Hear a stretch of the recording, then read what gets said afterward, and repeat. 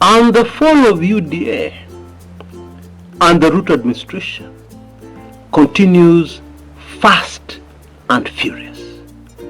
And the latest is Mbere North for the government, kwisha maneno. Whichever way you want to look at it. Welcome to my show today, where I link this very latest development to the IEBC, the referees who will oversee our next general elections, which includes presidential elections, whenever that will be. You know, it is super fascinating that in this season of exposure, information is emerging from the most unlikely place. Because this latest scandal from Mbere North has given us evidence of a lot of things at the IEBC, very rotten things.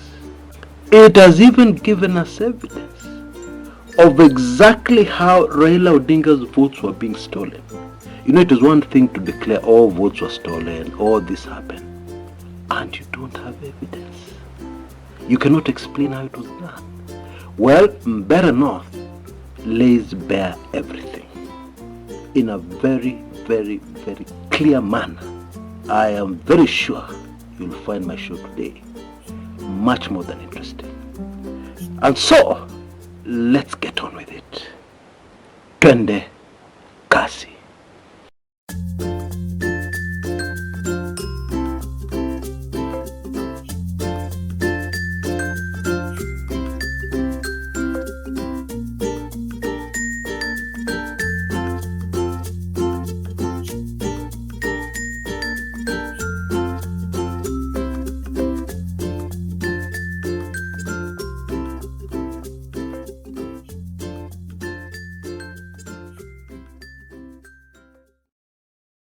I think it is very clear that Mbere North by-election was very important to this government because it is in the Murima. It was key. And the way Deputy President Kithure Kindiki was sweating and making an effort there, it was very clear that his entire future depended on it. And actually, indeed, the entire future of the Ruto presidency depended on Mbere North because it was a very key constituency to prove to Kenyans that Ruto is still in the game. UDA, the party, is still in the game. Now that one has collapsed like a house of cards. Okay? But let us start this story at the beginning and let us go step by step so that we all understand what has happened here, what it means, and very important, what it tells us. Okay? Now, I believe you've heard the story of a man previously called Leonard Muriuki Njeru, who changed his name legally, allegedly, to Leo Wamudende Njeru. The long and short of it is that there was a scandal over some supply of oxygen equipment to the government, which this man's company won. And it was a tender worth hundreds of millions. I believe they ended up pocketing slightly over 600 million Kenya shillings. That is not chicken feed. That is not mandazi money. And there is something else very clear here. There is no way anybody can pull off such a stunt without the support and the help of very, very powerful people in government. The most powerful people in government. So we're talking about people very close to State House. Okay, let's get that very clear. Because, my friend, you try and pull off a stunt like this, na ujui mtu, utajua aujui. Okay? Let's get that very clear because it's important. Now, the Ethics and Anti-Corruption Commission, EACC, is currently very desperately trying to earn the confidence of the public. And therefore they are burning the midnight clock. And so it was discovered that this oxygen equipment that Bwana Njeru was supposed to have supplied was never supplied. In other words, he sold air to the government. He sold zilch to the government. And in exchange, received this huge payment. And so the EACC came out with evidence, documentation, everything. And the recommendation was that Bwana Njeru, who was a director of the said company, the company involved in all this, should be prosecuted as soon as possible. Okay? Well, very shortly after that, Bwana Leonard Muriuki Njeru changed his name, to Bwana Leo Wamudende Njeru. Okay? And we are told this was done legally. Now, we have not seen a gazette notice from the registrar of persons. The gazette notice we have seen, the one you see on the screens right now, came from a lawyer's office. But let us not go into that. That is another story. Let's stay on point. And so UDA decides that the brand new Leo Wamudende Njeru, who was previously called Leonard Muriuki Njeru, with major issues with the ASCC, is going to be their candidate in a very critical, crucial constituency called Mbere North. And now this is where it already got very interesting. For you to be cleared to vie for an elective post, you must be a registered voter. Okay? And so, simple question. What is the name on the voters register for this particular Leo Wamudende Njeru? Of course, there is no such name on the voters register. The name on the voters register is the old name, Leonard Muriuki Njeru. So, legally speaking, are these the same person? Of course not. Now, without boring you with the technicalities, there is a way around this, but it involves the public. A public notice must be issued that the man called so-and-so is now called so-and-so, and therefore the name has been changed in the voters register. There is a legal process. So, we need to ask, did this happen? Did it? Of course not. Now I'm going somewhere with this. And I believed I've arrived at that place. What this tells us very clearly is that the IEBC was complicit. Okay? They refused to do their job. Or shall I say, they were ordered to ignore certain steps and procedures where this UDA candidate was involved. Now that is important because that is evidence that the current IEBC is remote controlled by the state. It is controlled from State House. Now, it is obvious, we all know, that State House is a competitor in this competition. And therefore, you cannot have one side or one competitor controlling the referee. That can never be a fair competition. That is irrefutable. And this leads us to another question.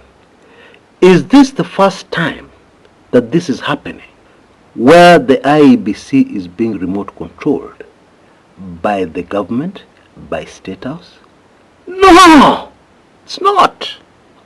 And this is the root problem of our election problems from time immemorial, from the time of Moi to the time of Kibaki, etc., etc. Okay, let me explain. Our constitution is very clear on elections. Okay, and remember, those who crafted our constitution did so in the backdrop of previously rigged general elections. And therefore it goes without saying that they did everything in their power to put all the legal checks and balances to ensure that in future it would be impossible to to rig an election in Kenya, especially a presidential election. Okay? How did they do this? By enforcing the following. The election ends at the polling station. What does that mean?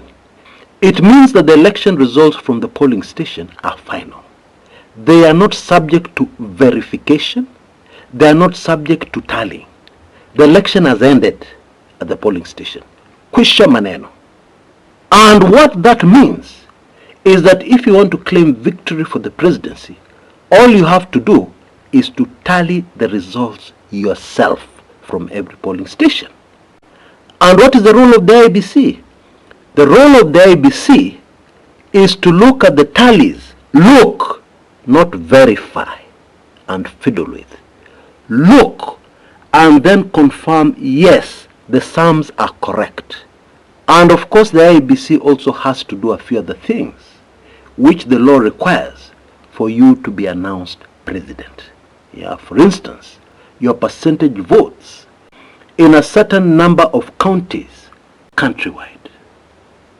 And of course, the 50 plus 1, 50% of the votes plus 1 must also apply to this tally of yours for the IEBC to announce you winner. Now, with that knowledge, how does the Bomas tallying center come in? Tell me, where does it come in law or in our constitution? Nowhere. And so, this is what happened. The tallying center at Bomas was a creation of the intelligence community in order to keep control, in order to allow them to rig an election in case the person who was won is not desirable or is a threat to national security or something like that. You know, the way these wazis think, I don't know. But according to their thinking, just not anybody can be president. It has to be controlled. And therefore the tallying center at the Bomas is supposed to control that. It is nowhere in law. And so coming back to my point, that is evidence that the IEBC, because the tallying center was created by who? By the IEBC. That is evidence that the IEBC is remote controlled by the state. Has always been remote controlled by the state. Yeah, and this is evidence staring at us in the face. Still not convinced? Okay, let's look at something else. How do you control the IEBC from State House? You have a contact person, okay? Somebody who is powerful enough within the IEBC to do what must be done. And in this case, it is usually the chairman. I use the word usually because in 2017, it was not the chairman. But let us start this story in the days of Wakwetu, a man from Ukambani called Samuel Kibwitu, who was the chair of the ECK, Electoral Commission of Kenya. Older Kenyans will remember that in the year 2007, those terrible, controversial elections that gave Mwai Kibaki a second term, you will remember that the chairman Samuel Kibwitu was very confusing. At one point he told us he did not know who won the presidential election. And then at another point, he appeared to ingia box and declared Kibaki the winner of those elections. And then at another point, he appeared in doubt again. It was a seesaw thing. And so I'm guessing that the intelligence community learned from this lesson. And in the operations of rigging elections after that, went out of their way to make sure that this will never happen again and that they have their person at the helm, very powerful at the IEBC, who they can control like a puppet. They can control like the way you control your remote control on your television. Now the selection process for a chairman of the IEBC is too public, and therefore one may not twist things the way they want. One may not be able to get exactly what they want. And so the next best thing is to ensure that the CEO ameingia box yako, the chief executive officer of the IEBC, not the chairman. But they still had to ensure that they had control of the chairman. And in 2017, there was a problem, a very serious problem. You know, finding the right candidate is not very easy. It involves looking very deeply into somebody's background, etc., etc. So in 2017, there was a problem up to the last minute. And that is why at the last minute, a little-known lawyer who had vied for a parliamentary seat about 10 years earlier, called Wafula Chebukati, was contacted at the very last possible minute and asked to apply for chairman of IEBC, and requested and begged to apply for chairman of the IEBC, which he did. And of course, despite having much lower scores than other candidates, he ended up being selected. And looking back, we can see why Wafula Chebukati was selected. He was selected because he hailed from the same county as the chief executive officer of the IEBC at that time, a man called Ezra Chiloba.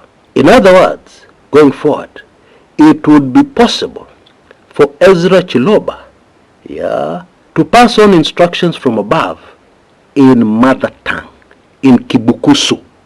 Both of them were Bukusus. Okay? Ewase, Wafula. I don't know any Bukusu. But something like that. Okay? But very fascinatingly, something still went wrong.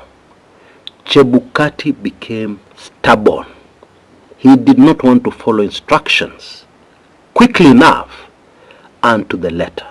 In my opinion, especially because his legal background told him, if he did anything which was against the law, he could still be prosecuted in future. That is the thing which I believe haunted Bwana Chebukati.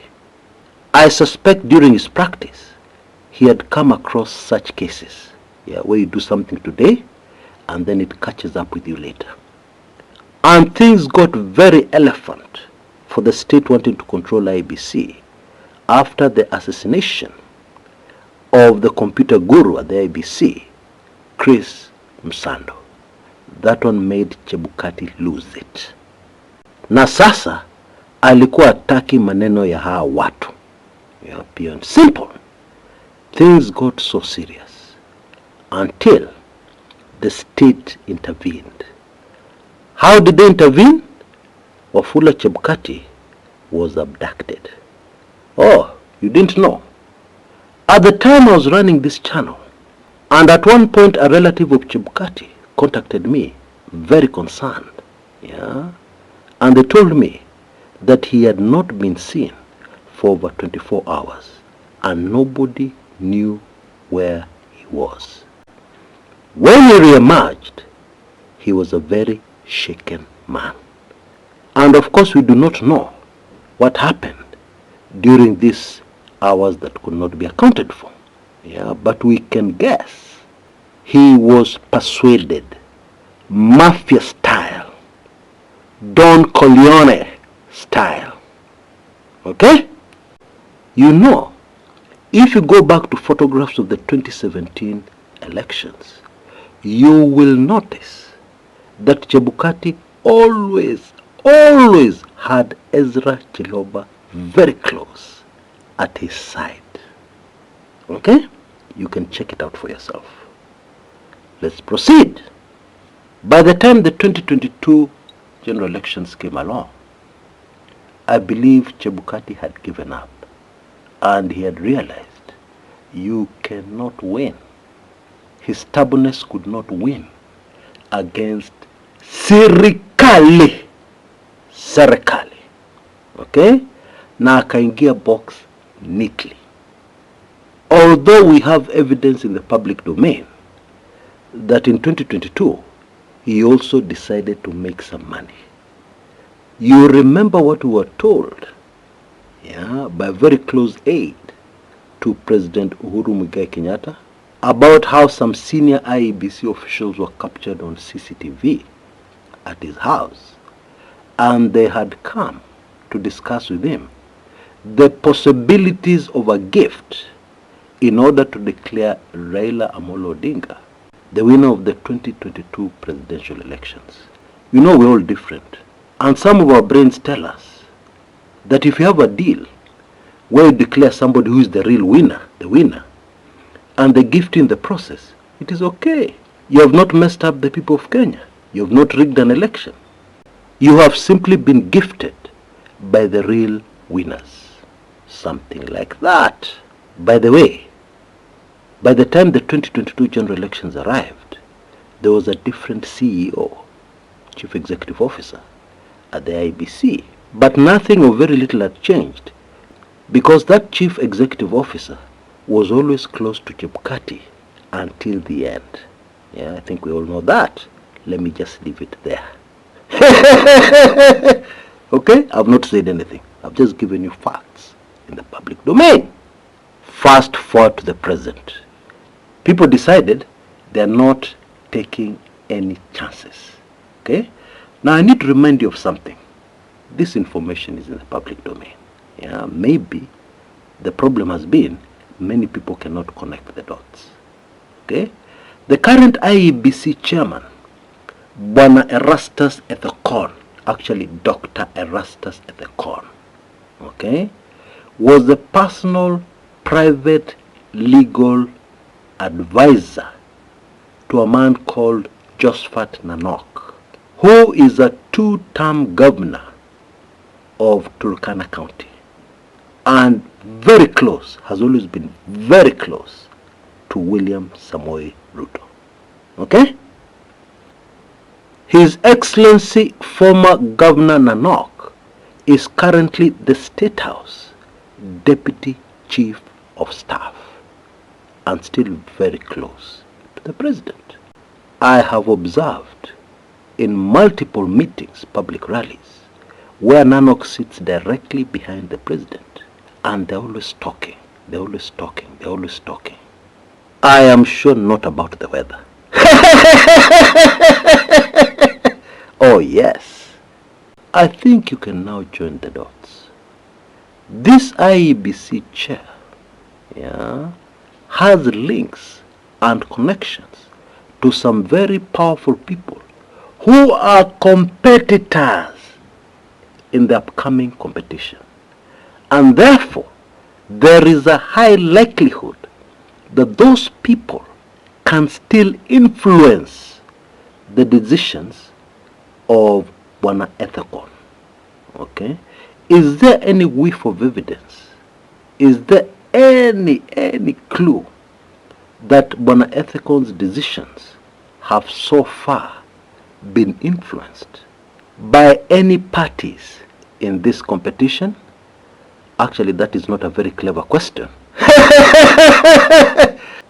Because earlier on my show today, I explained in great detail how it is not possible for the Mbere North candidate, Bwana Wamudende, to have reached where he reached without a lot of assistance, a lot of sympathy, a lot of pap from the IEBC. This is a person who has changed his name. There are so many technicalities that come into it. What is the name on the voters register? Remember, we have discussed all that. And therefore, the answer to my question is that yes, there is already very clear evidence that the chairman of the IEBC is already being remote controlled by one of the competitors in this competition called the by-election. I think that is now very clear. Yuko maswali? I will take questions now. Yes, you? Chris, all this is very circumstantial. You have told us nothing. Thank you for that question. You know, we were all born with a brain to think. Unfortunately, the life we live these days, the lifestyle, and I'm very sure this is not accidental. In the age of the smartphone, We're just used to swiping, clicking on things. And it discourages all of us from thinking.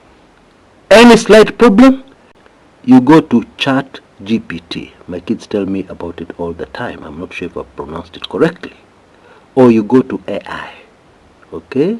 And without engaging our brains, because we'll feel pain if we have to think, we type in the question. Is Chris Kumekucha telling the truth when he talks about IEBC blah blah blah? And then AI gives you an answer which is also based on the propaganda that has been vomited out there by government bloggers. Okay? In case you didn't know, this propaganda is very harmful, because even if you don't believe what they're saying now, it is stored, in the cloud. And when you ask AI a question, it will rush to the cloud and it will take and analyze all that propaganda and give you an answer. Okay? Therefore, to answer your question, this is not circumstantial evidence. It is very, very clear evidence that the IEBC is not neutral. It is subject to manipulation from one of the competitors. Next question. Chris, I'm a patriot. What is the way out of this mess? Thank you for your question. Actually, the way out of this mess is already in play and has already been created. I am convicted, and I believe, by the Most High. What am I saying? It is the season of exposure. In the past, don't you think something like this has happened? Of course it has, but nobody has ever noticed. But now in this by-election, very crucial by-election, and because of the season we're in, it has been exposed. And therefore, going forward, we will see a lot more exposure. In my opinion, and this is controversial, many of you will not agree with me. In my opinion, the next elections, whenever that will be impossible to rig. Why? Because already a tallying center, the bombers, do you think that will exist? After all this information that has come out? After all this exposure that has come out? Even the Senator of Busia, or Mutata, he has gone to court over this illegal, dirty, chafu sana tallying center at the bombers. Because the elections, according to the law, end at the polling station. Okay? Is it possible to rig elections at polling stations? Yes, it is. However, when we go back to the system that is supposed to work, when people start tallying their presidential votes in a certain constituency, don't you think they'll take a closer look at possible rigged election results from certain polling stations? Don't you think they'll take a closer look at possible ghost polling stations? You know those polling stations where there's a sign next to a bush at a certain secondary school which doesn't exist. And then during elections, it produces results. Don't you think people will take a closer look at that? Because the focus will move away from bombers, tallying center, to the actual results. Even the person who loses the gubernatorial seat and they're doubting the results will go back to the polling station results. And they will be challenged at that level. And you know, these election results that have made people president, all of them, including results from many, many polling stations, where the votes cast are higher than the registered voters in that polling station. We all know that. That's not breaking news. And therefore, these things will come out very clearly. And of course, in such a case, the IEBC will have no option but to cancel those results, remove them from the tally. And that is why I am saying it will be impossible impossible to rig an election. Impossible. Why? Because of the season we have entered, which we're experiencing right now, which is giving us a lot of information, and information is power, which will make it impossible for people to do a pop over any coming general election, and especially a presidential election. And the biggest proof of that is what has happened in Mbere North. UDA has been knocked out of the race. Of course, there's some constituents who are saying, no, don't remove this Wamudende from the ballot. We want to nyorosha him properly. We don't want any excuses that, oh, he was removed, you'd have won. No, keep him there. We deal with him at the ballot. That is what people on the ground are saying. Hey, it will be impossible. What has been done in the past, it will be impossible to do in the future. Okay? Maybe I'm wrong, but that's the way I look at it. And of course, I welcome your contrary views in the comments area below. I warmly welcome them. Please don't think that I get annoyed when somebody challenges me. No! That is how I learn. I listen. Challenge me, please. I guarantee you I'll not stop greeting you on the channel. I'll still be your friend. Hey, bwana. Eish, bwana. We are not in the Stone Age. Our politicians have taught us bad manners. Anybody who criticizes you is your enemy. What rubbish. Now, very quickly before I go, I'm sure you'll be very happy, delighted, at least most of us, to discover that my offer on my latest highly sensitive special report has been extended by public demand. People are saying, kumekucha bwana, sisi ni watu wa mshahara, tupatie muda kidogo. And it would be very shameful and very funny if I'm talking all the time about listening to the people, and then here I ignore them. Especially for the sake of my image, for example. So please take full advantage of this extension. You can see details on your screens right now. For only Kenya shillings 1,999, you will get that very detailed special report that has ruffled quite some feathers. I've spoken about that in a previous video. Oh yes, because it is too detailed. It gives evidence. It even gives dates when this happened and that happened, which led to this, etc., etc. Make sure you don't miss it. And of course, you can still go for the annual golden key, which will be able to give you access not only to this special report, but to everything else kumekucha for a whole year. You can see details on that on your screens right now. And then for regular kumekuchans, you can maliza kila kitu by getting the permanent golden key. You can see details on your screens right now. For only Kenya shillings 6,555, you will never ever need to pay for anything kumekucha. Special reports, documentaries, even some on business, past special reports, future special reports, future products, etc., etc. Everything. You'll have the golden key, a real golden key that will give you access to everything. Please move with speed. It's just a few days, and then we have to bring this to a close. Until next time, this is Chris Kumekucha.